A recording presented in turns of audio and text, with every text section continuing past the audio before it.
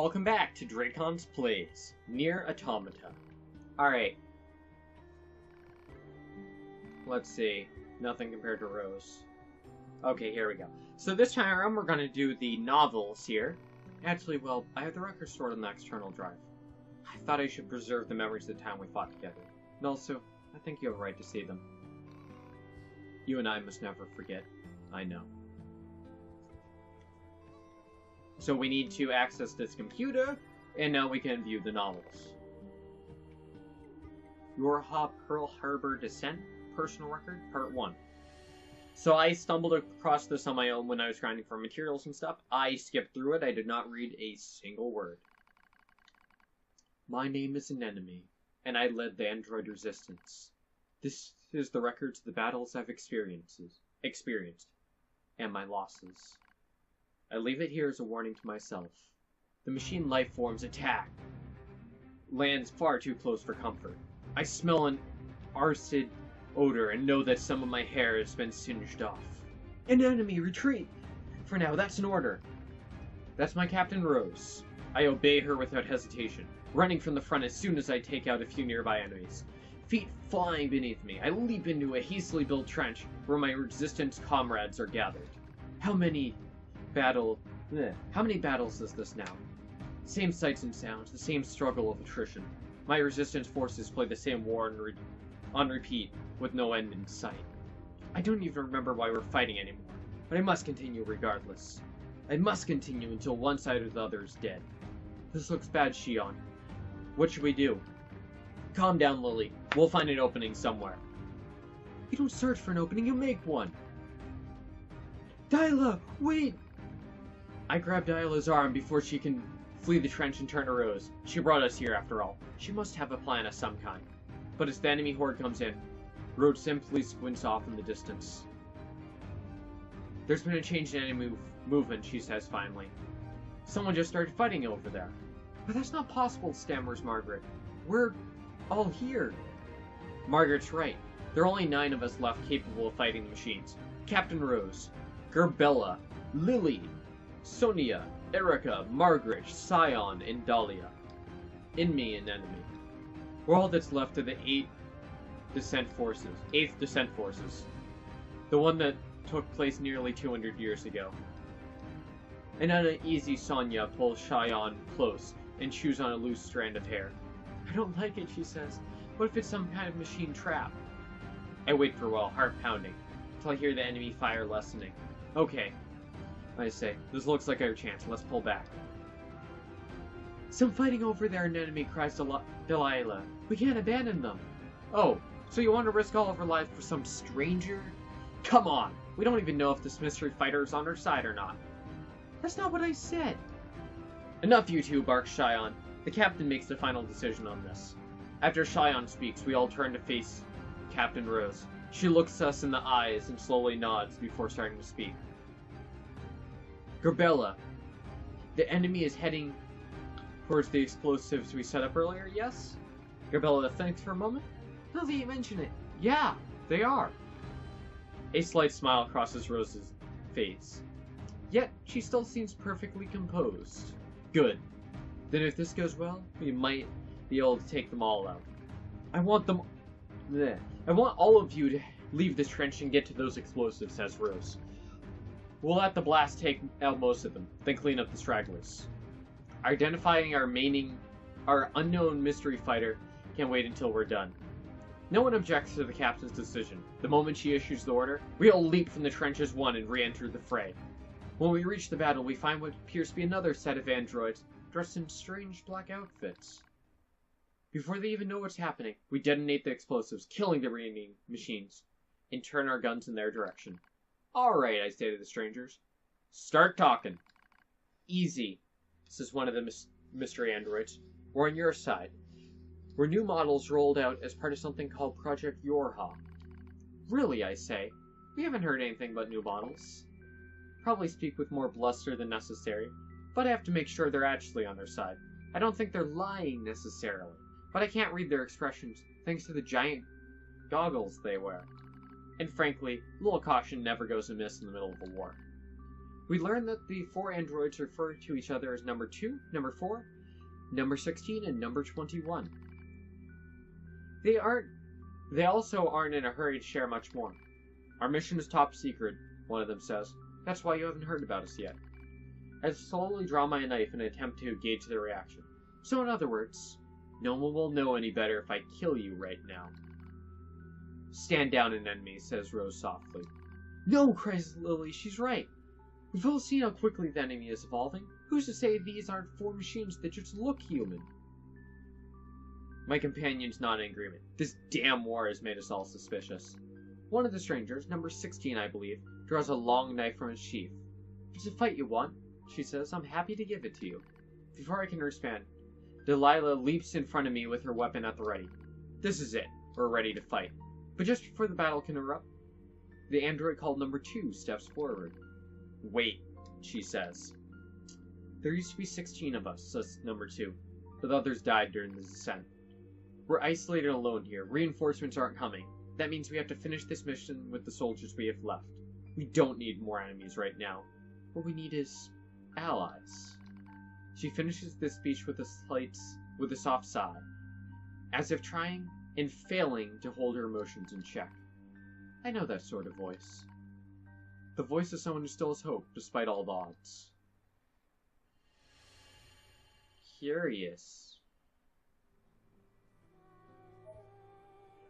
Resistance an enemy. Resistance Rose. I got a luck thing.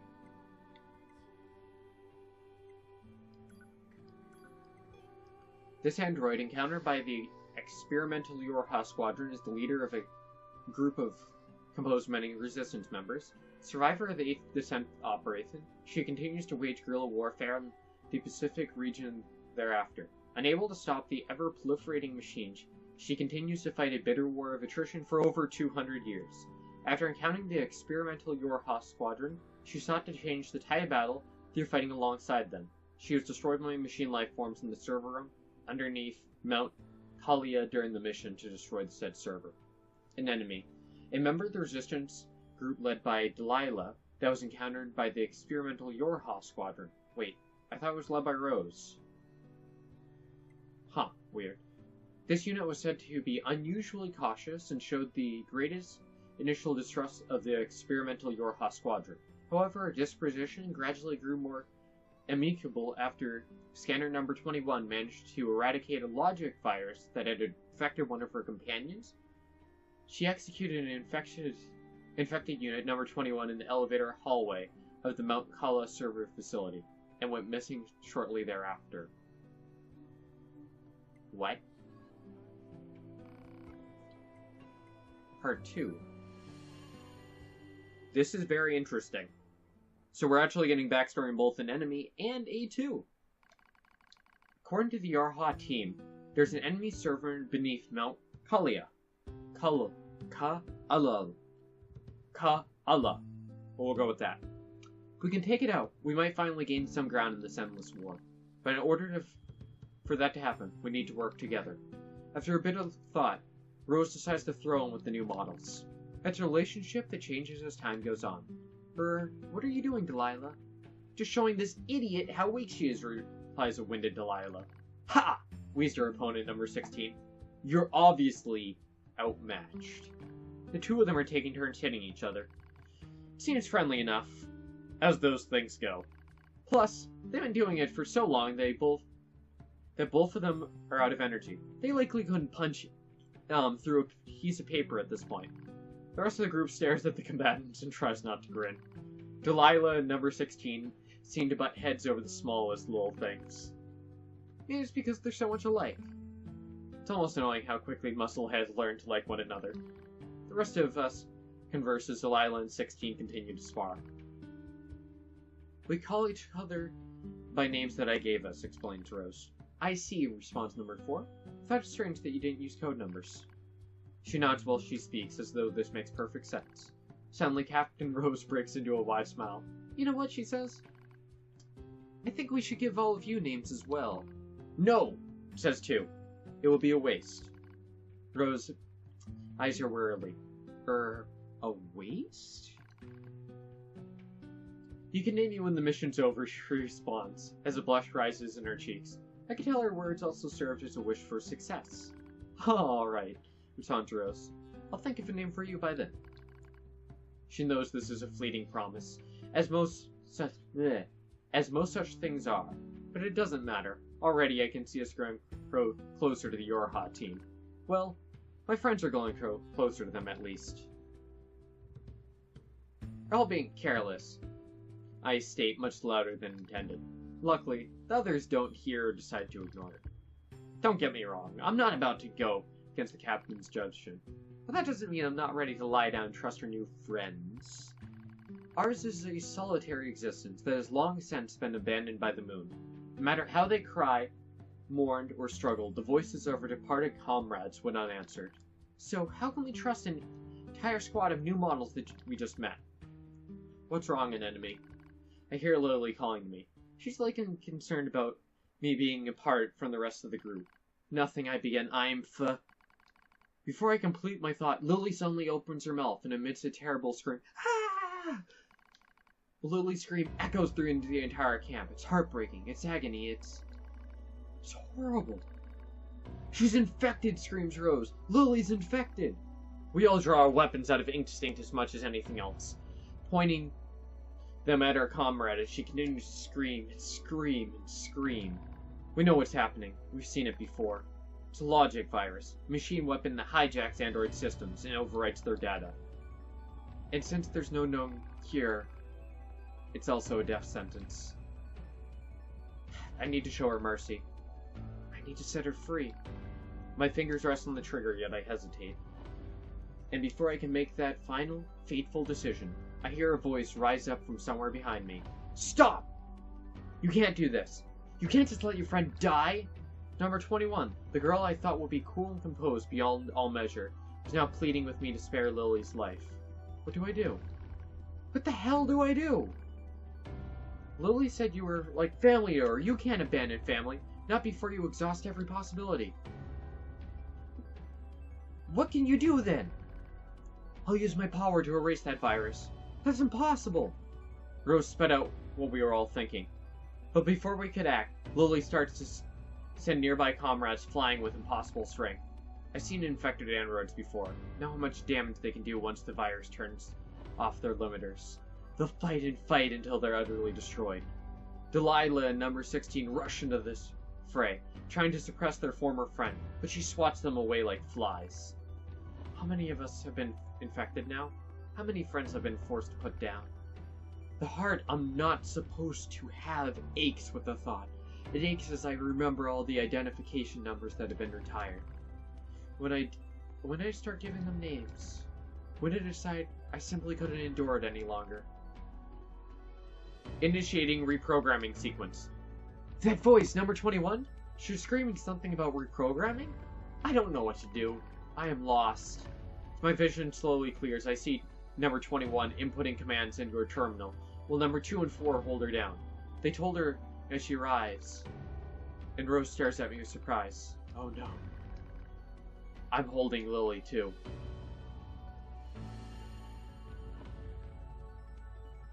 Oh, that one ends there. Yorha, Gunner number 16, Attacker 24, Scanner 21. I'm gonna read all these and then go back to the things, because I kind of spoiled a little bit. This is very interesting, to say the least.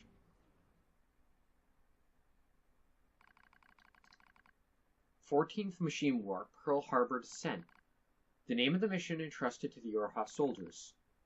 Was there ever such a furious gunfire? Such bombings that continue without pause. Our target is the machine server, Mount Ka'alala, and our situation is dire. We need reinforcements, requesting deployment at once." Number 2 speaks quickly yet calmly, which is all the more remarkable considering the hostile army closing in on our position. But the command center orbiting satellite informs us no reinforcements will be forthcoming. We are abandoned. We are alone. It's so easy to do from up there, from the satellite, from the moon. "I'll do whatever is necessary," says Lily with a grin. Smile. Delilah and Margaret quickly nod in agreement, as does number 16. They've just decided to join the rear guard, staying behind to be our shield, even though it comes at the cost of their own lives. Regardless, they all agree without hesitation. For we in the vanguard would be joining them in death soon enough. Without another word, we turn our backs on each other, take up positions. We know this is the end.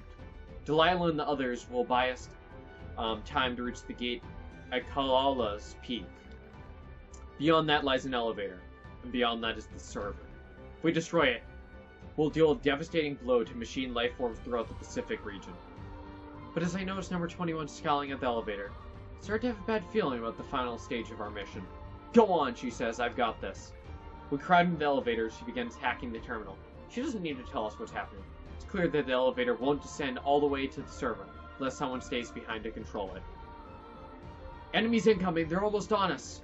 As I speak, I suddenly find myself leaping from the elevator to take up position at number 21's side. Almost as if my body's out of my control. Something is wrong, something. I'll back up 21, I cry. The rest of you take out that server. The door closes on my friends. The last thing I see is the face of my captain, Rose. She looks concerned, but the door's shut, and she is no more. That was the last I ever saw them. But it's alright. I'm gonna finish this one way or the other. The only sound we hear are distant explosions and the rasp of 21's breathing. Thank you, she whispers, for staying with me. I look at her eyes, see the telltale red of a logic virus infection. I was right after all. I sigh softly as I draw my weapon. I've seen comrades infected before. That's why I couldn't leave her to die alone. The vaccine she gave Lily is already effective. The enemy has evolved. They studied 21's patterns and developed a new resistance. No one can save her now. When the elevator reaches the server, began 21 weakly. Then I'll give you peace, I reply. The elevator moves ever lower, creating a countdown on number 21's life. How much time has passed? How much can possibly be left? Too long to wait, yet not long enough for regret. A massive explosion echoes in the distance as the hall slowly shakes. It's the final act in Lily and the others in the rear guard. They just overloaded their own fusion reactors. The sound of our comrades' demise slowly fades from our ears. As it does, number 21 slowly reaches up and slowly removes her goggles. I'm glad I got to meet you, she says. Her eyes are so red, but not completely. There's still little of herself left. And while it is, don't worry, I say, I'll be with you soon. She smiles as my words reach her ears. Whoa, abrupt music drop. As soon as the elevator touches down, I fire a bullet into number 21's brain. I watch the thing that used to be her tumble to the ground. Stare at the gun I hold in my trembling hands. I press it to my temple. This will end it all. The war. My meaningless existence, all of it. It will finally be over. Unforgivable. Unforgivable. Unforgivable. Unforgivable. Unforgivable. Her comrades sacrifice themselves and fight to the last breath. They feel suffering. They feel sadness. They feel pain and terror. And yet you would surrender now. Unforgivable! The voices of a battlefield curse, telling those who survive to see their mission through no matter what. It is another me crying out. I scream at the top of my lungs and race down the hall. I'll show you. If you're going to push me, I'll show you. You'll only be satisfied if it ends with more killing. I leap into the fray with weapons in both hands. Here I am. Here I am! Kill me! As I scream, an explosion rises and sweeps everything away. A soft wind touches my cheek. I smell fire. I smell ash. The explosion in the server room was powerful enough to take out Mount Ka'ala itself, reducing the once proud summit to a smoking crater. The machines immediately dropped to the ground and stopped moving. I look out over the scorched earth. Lily, number 16, Rose, number 2, or any of you. I am the only one left. The only one. I was alive because I've been afraid to die. I began to giggle. It's a mad thing, crazed even to my own ears. I'll join you soon. You promised to join her soon. How could I have said such vain, laughable words, such lies? I laugh. I stand in the smoke and the flame and laugh till I think my very throat will tear itself in two. I blink. Daylight shifts through the smoke. I've been standing here all night. My laughter finally depleted. I force myself to the feet. I'm the coward who stayed behind. The coward who lived. Now it's my job to carry on the will of those who fought at my side. Since I couldn't kill myself, I have to fight until someone does it for me. I'll endure every hardship. I'll kill every machine I find. This is my cross to bear. I walk slowly into the west, dragging my broken body along.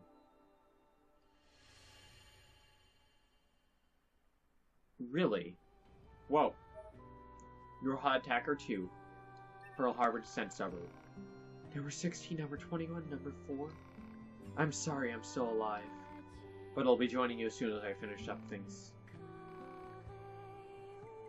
Only 3.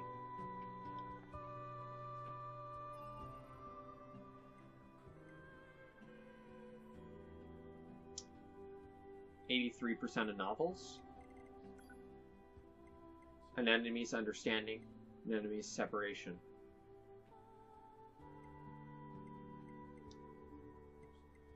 Alright. Archives. Gunner 16. A unit from the experimental Yorha squadron that was utilized during the 14th Machine War. Number 16 possesses a rough and tumble personality ideal for a role as a gunner, where she was required to attack foes from a distance. Though she possessed a defiant streak that extended even to her superiors, she was assigned to the mission anyway due to her tremendous offensive abilities. During her squad's assault on Mount Kaala, Number 16 volunteered to stay behind and hold off the machine life-form army so her companions could continue up the mountain.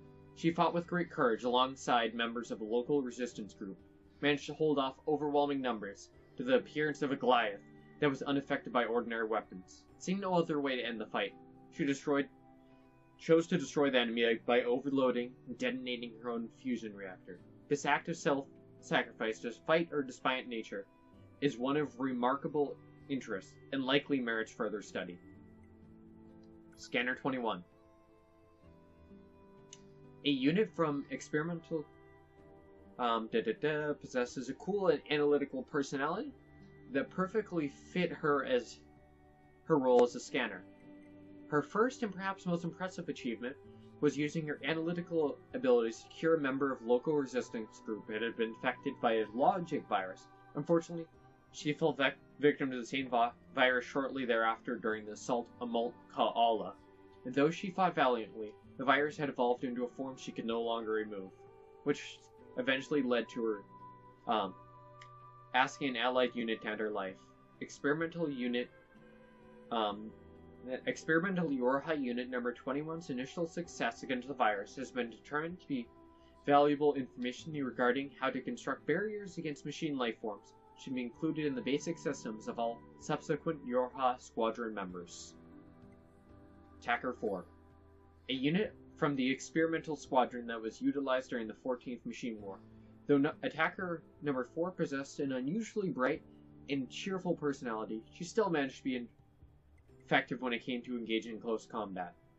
In addition to providing morale to the group, this unit also used her sunny disposition to form an alliance with the local resistance group. She was eventually killed during the assault on Mount Kaala's servers, the cause of which was a self-direct overload of her own fusion reactor. Further research reveals that she undertook this action as a means of protecting her companion, Attacker number 2, A2. One further note, while this unit's cheerful personality provided certain benefits to overall unit morale, it was also responsible for a decrease in fighting spirit during intense combat. As such, it has been deemed inappropriate for further combat models. Thus, B2's disposition. Understood. A unit from the experimental Yorha squadron that was utilized during the 14th Machine War, she specialized in close quarter combat, was programmed to have a neutral personality. Attacker number 2 took command of the squadron after the death of its original captain, number 1. Despite issuing many questionable commands during her initial time in a leadership role, she eventually formed a working relationship with the Resistance and succeeded in destroying the enemy server on Mount Kaalia.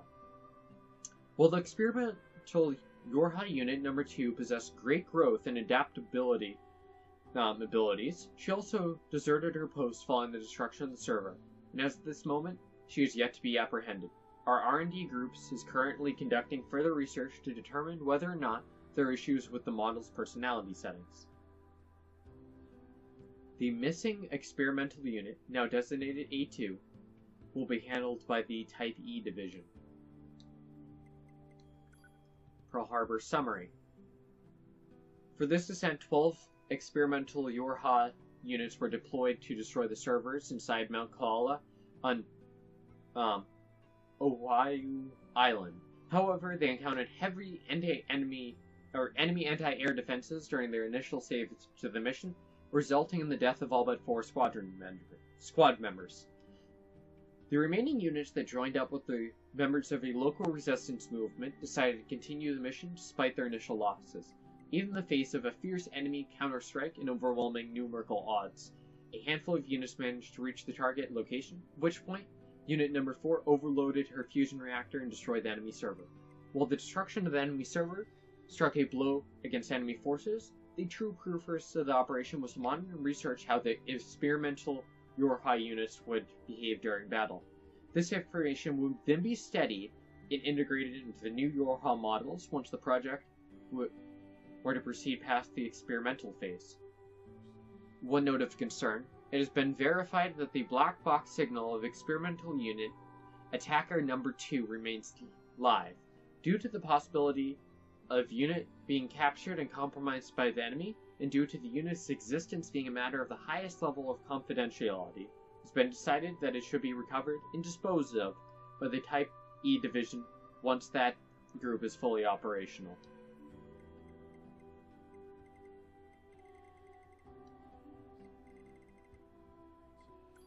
Curious. We have new records in here. Lithograph 2. Ah. Alright.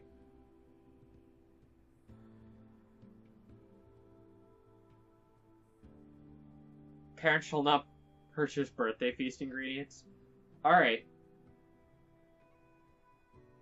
Well then. Insanity.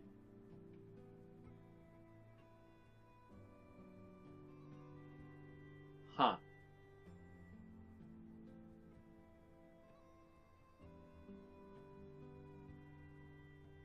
Natural courtesy. Curious. Project Result 4. Alright. Using schedule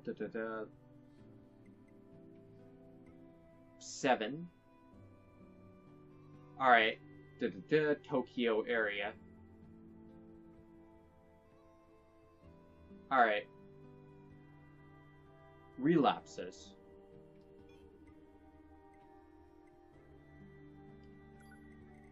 Alright. Anything new and useful in these?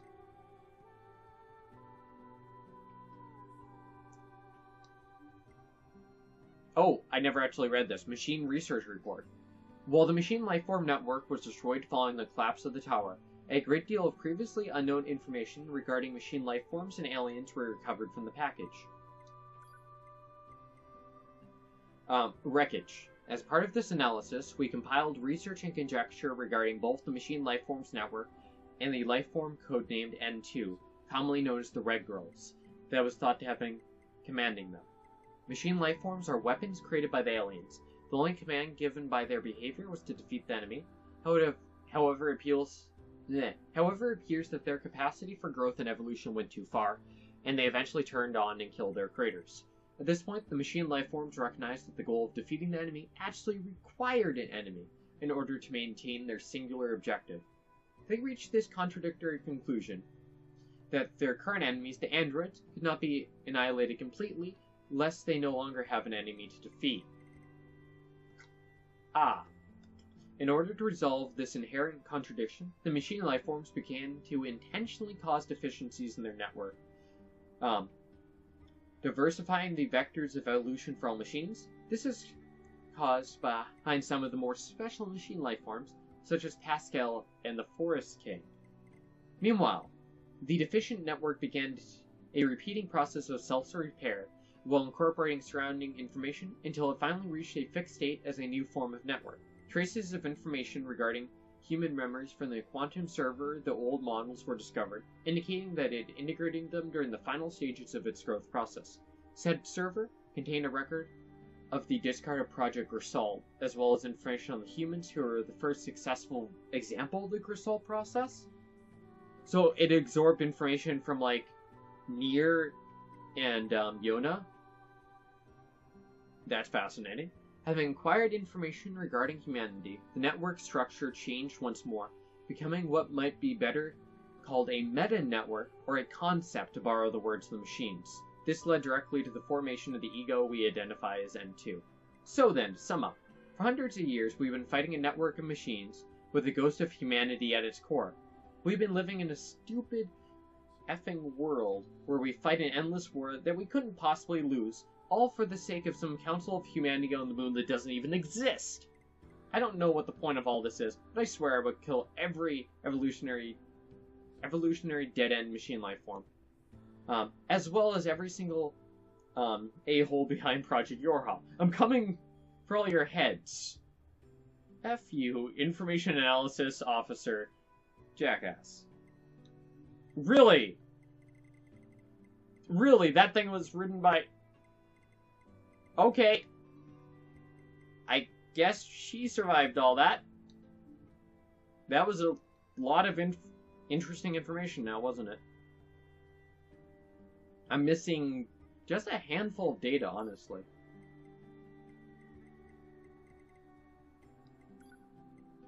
Question mark. Emile. This mysterious creature emerged from the inside of a machine life form and set up shop after obtaining a new body. While he calls himself Emile, his true identity is a mystery.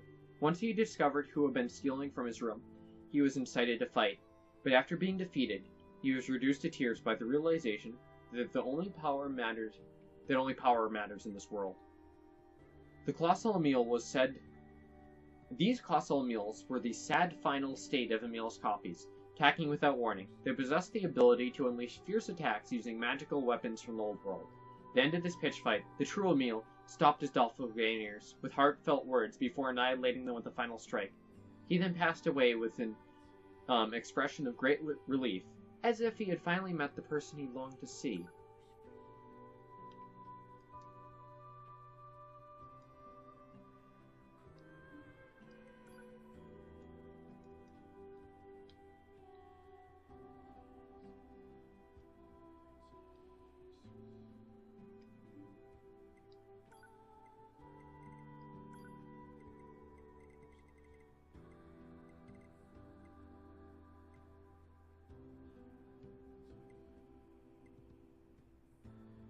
Huh. Yeah, and there's only a handful of, like actual enemy units left. Peculiar.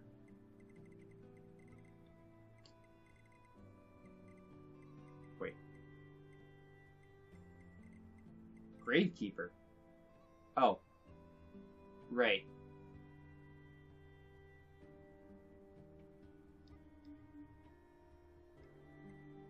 Oh, and we got 100% of weapon stories also.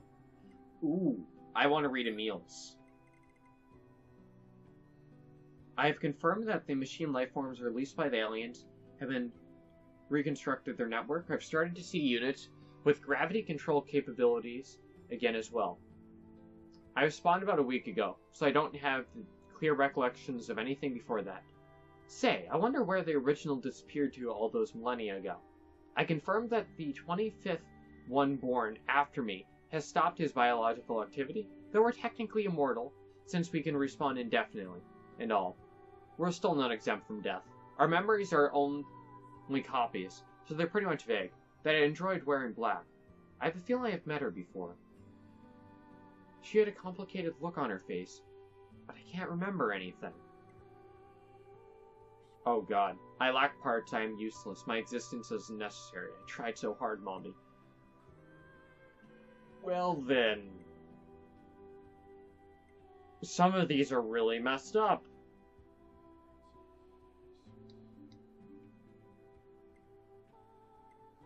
I'm really curious where the final novels are. Wait, do you have anything to say?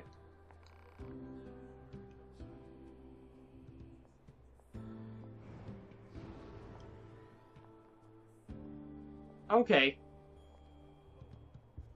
I guess that's all for our huge reading spree. So I'm going to wrap this one up here. Next time, we're going to go for the final 2 endings of the game. So anyways, I'll see all of you guys later. Bye!